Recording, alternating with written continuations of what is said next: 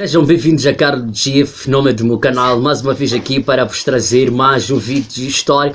Hoje vou falar da minha história, vou contar como é que cheguei a tornar-me professor, a minha trajetória, as minhas experiências, não é? Até aqui. Dizer que hoje é dia 12 de outubro, é dia dos professores. Meu nome é Carlos Alberto Ngiva, professor de História. Dizer também que estou muito empolgado em contar sobre a minha experiência como professor, mas também estou um pouco reticente porque existe na minha trajetória coisas um pouco que sensíveis.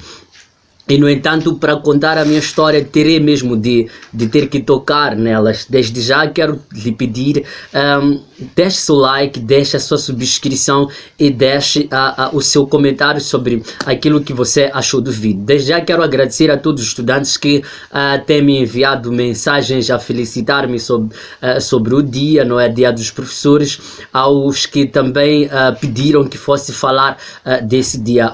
Eu, na verdade, fui professor de forma muito precoce mesmo. Aos 14 anos já me fazia a sala de aula. Fui professor antes mesmo de ter uma formação para professor. E é por conta disto que eu digo que as informações que poderei prestar aqui são um pouco que sensíveis para mim, não só sensíveis para a instituição que deu-me a oportunidade de ser docente, para as pessoas que deram-me, ou a pessoa que deu-me a oportunidade de ser docente, que em parte terei mesmo de contar aqui. Gente, é assim...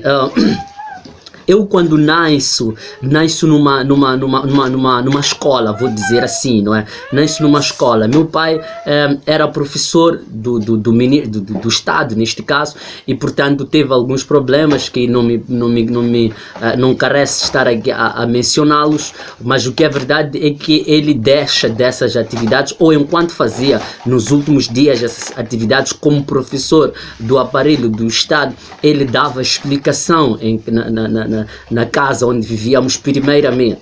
Só que ele dá explicação e as pessoas da zona apareciam ao pai pedindo que não só desse explicação, como ensinasse também adultos. Foi a partir disto que ele pede autorização para dar aquilo que nós chamamos de alfabetização, que é ensinar os adultos. No meio a isto, há pessoas que ainda chegavam e existiam turmas de explicação que ascendiam o número de 20, 30 alunos, e essas turmas eram turmas, vamos lá dizer, de indivíduos que não tinham aulas, ou recebiam aulas muito distantes da escola.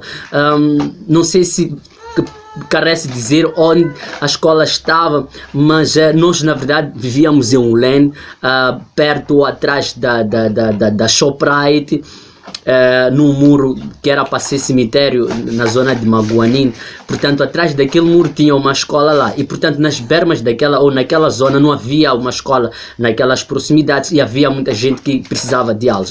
O que é fato é que eu fui, meu pai pede que fosse dar EP1, que é ensino primário, até 5ª classe. Fui aceito para dar até 7ª também. Durante um período eu fui aluno dele, meu pai neste caso. Portanto, ele é dono de uma escola que teria criado. Eu fui um dos alunos do meu pai, e as memórias que eu tenho de ter sido aluno dele era muita palmatória. E eu acho que também naquela altura era aceito isso. Nós tínhamos uma régua, que era a régua da escola, mas que em algum momento servia mesmo para assuntos de casa. Sempre que tivéssemos um problema, o papai nos mandava para levar a régua na sala.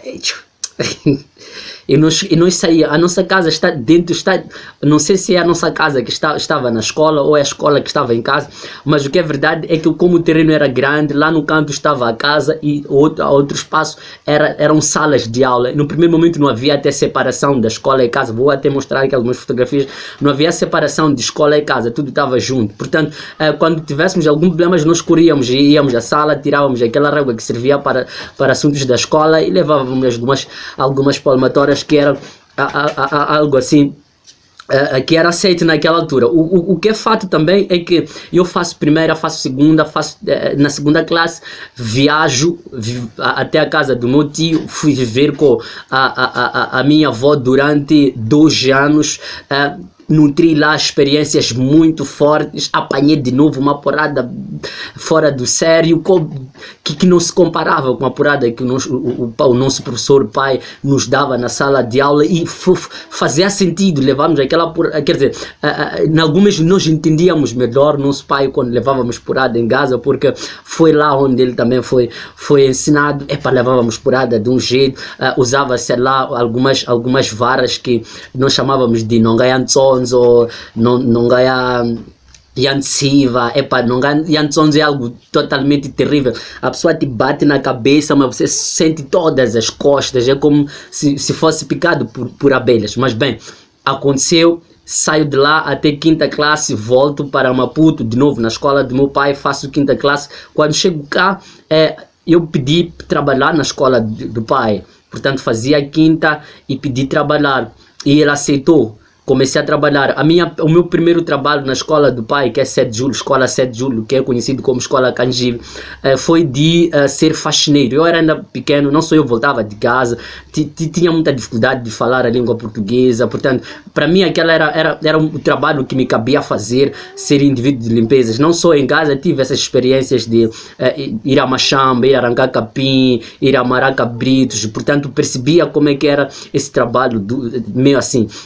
Comecei a trabalhar como faxineiro, limpava o corredor da escola, limpava as salas, limpava as casas de banho, cuidava do jardim. Fiz aquilo o primeiro ano, 5ª classe, fiz até 6ª classe, e quando fazia a 7ª classe, meu pai convidou-me para que fosse fazer parte da secretaria.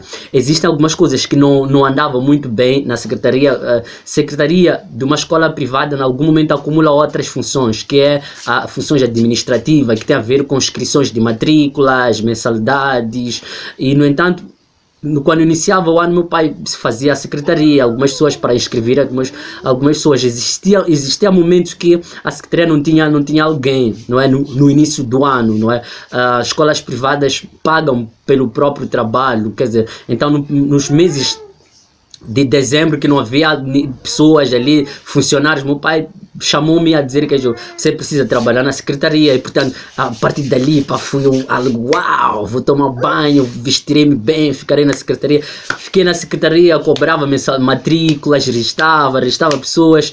Aquilo foi janeiro, já 7ª classe, janeiro. Os outros funcionários vieram à escola, encontraram-me ali, integrei-me à secretaria.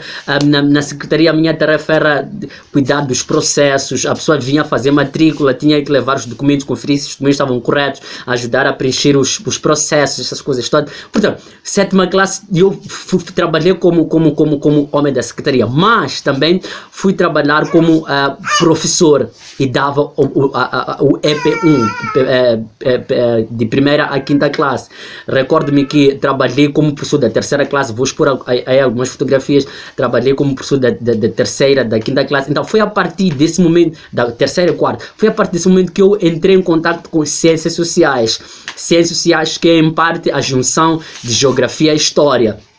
E entrei, nutria o amor daquilo. Aquilo foi me entrando, não só foi me entrando, como também fui suscitando alguma admiração por parte de colegas, por parte dos encarregados. Tanto é que aquilo entrou, mano, aquilo entrou mesmo.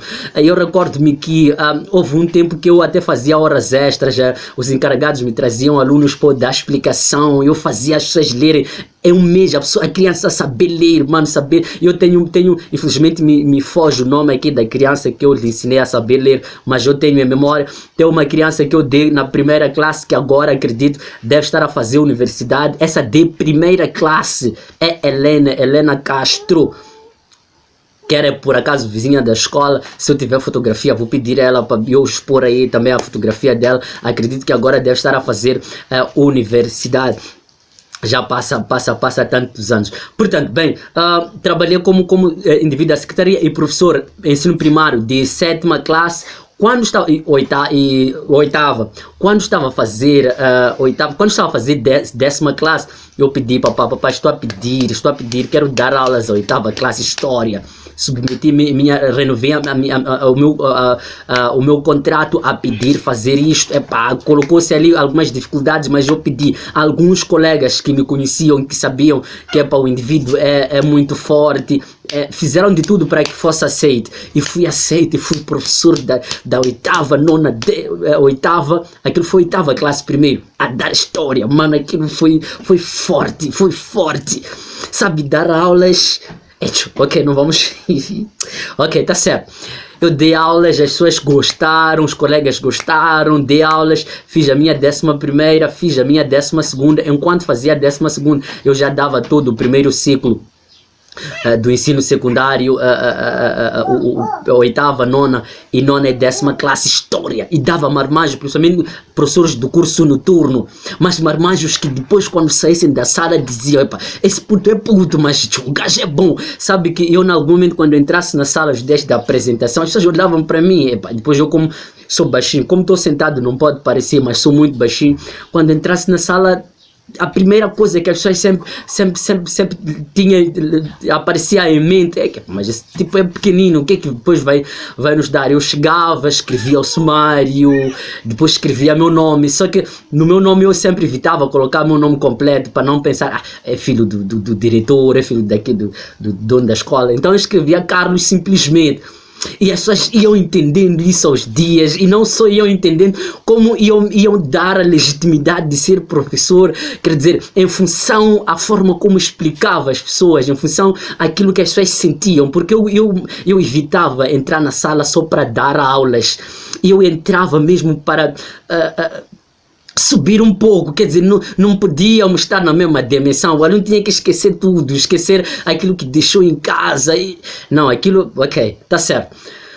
Dei na minha 11ª, 12ª, já dava 11ª, quando entrei na universidade em 2011, aí já dava 12ª, dava 11ª, 12ª, que estou a dar até hoje. Atualmente dou mais 11ª, 10ª classe, 11ª e 12ª. Bem, trabalhei na escola do meu pai, mas quando eu estava a fazer a universidade, eu disse: não, eu não quero trabalhar simplesmente na escola do meu pai. Fui desafiar uma outra escola, que é Machaquém D, a escola comunitária Machaquém D, que está entre, onde aquilo, entre Copone, naquela zona. Portanto, fui lá no diretor Bento, fui lá pedir trabalhar. Aquele diretor olhou para mim e disse: você quer trabalhar? Eu quero trabalhar. Eu nem disse que eu era da família do pai, porque eles na verdade se conheciam, mas eu não. Aceitou-me, trabalhei, aquilo foi forte, trabalhei o primeiro ano, segundo ano, queria sair por conta de trabalho, universidade, trabalhar na escola 7 de julho, trabalhar Machaquém D, trabalhar na universidade, já não estava conseguindo aguentar, mas no segundo ano, me parece que os alunos foram lá perguntaram a pedagógica se eu voltava, e a diretora ligou-me e disse: você deve voltar, os estudantes aqui querem que volte, e portanto, voltei de novo. Portanto, trabalhei em um ano em 4 instituições ao mesmo tempo. Em quatro instituições ao mesmo tempo. Trabalhei na 7 de julho, trabalhei na Machaquém D.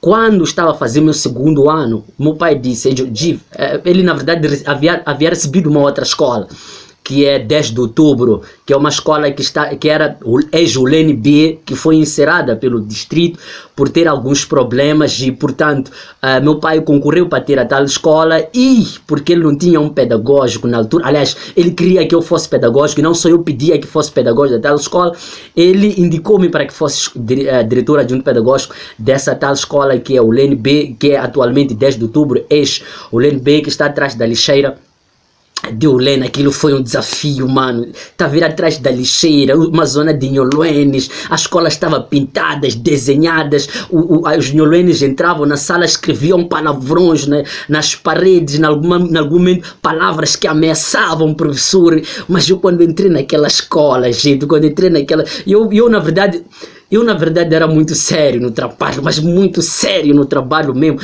Nós conseguimos colocar a escola a funcionar sem nenhum problema, a funcionar mesmo, se fosse mesmo algo que fosse necessário ter, se eu tivesse organizado esse vídeo, talvez devia ter pedido a algumas pessoas para darem os seus testemunhos sobre o trabalho que fizemos e que continuamos a fazer naquela escola. Portanto, somava-se 4 instituições. Na 7 de julho ficava como membro da direção, naturalmente aqui já não tinha tarefas assim como tal. Então, de manhã, porque em algum momento eu entrava de manhã na universidade, quando eu fosse entrar de manhã na universidade, dissesse 10 horas, a 10 horas eu tinha que correr para Machaquen D, dar os últimos tempos de Machaquen D de manhã. Se eu tivesse em Machaquen D, período de tarde, ligava à tarde. Nos dias que eu tivesse tarde em Machaquen D, não dava aulas na 10 de outubro. Mas havia dias que eu tinha que entrar na universidade de manhã, sair 10 horas, correr para Machaquen D, de tarde, correr para 10 de outubro para ganhar 13 horas. Eu na 10 de outubro já era simplesmente pedagógico, mas também tinha uma classe da 10ª classe, por isso íamos até 10ª classe. E portanto, depois dava a tal 10ª classe, e nos dias que tivesse curso noturno, na 7 de julho, saía para curso noturno. Existiam dias muito puxados que eu tinha que fazer manhã, tarde e noite. No ano antepassado, meu pai depois encerrou o curso noturno porque não rendia muito. Apareciam poucos estudantes, então em algum momento não era rentável.